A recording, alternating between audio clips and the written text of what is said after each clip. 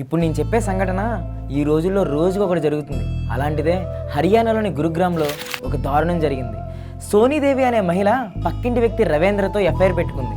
ఈ విషయం కూతురు చూసి తండ్రికి చెప్పింది. అంతేకాదు తల్లి ఫోన్లో పోర్న్ వీడియోలు ఉండడం చూశానని కూడా చెప్పింది. భర్త ఆమె ఫోన్ చెక్ చేయగా నిజంగానే రవీంద్ర, సోని వాళ్ళిద్దరి ఇంటిమేసీ క్లిప్పింగ్స్ ఉండడంతో ఆమె భార్యను తిట్టాడు. దీంతో ప్రియుడితో కలిసి సోని భర్తను చంపేసింది.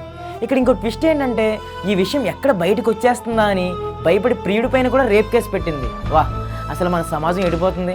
నిజంగా ఇలాంటి ఇన్సిడెంట్స్ చూసినప్పుడల్లా ఇప్పుడున్న యంగ్స్టర్స్కి పెళ్లి మీద ఉన్న నమ్మకం పూర్తిగా పోతుంది.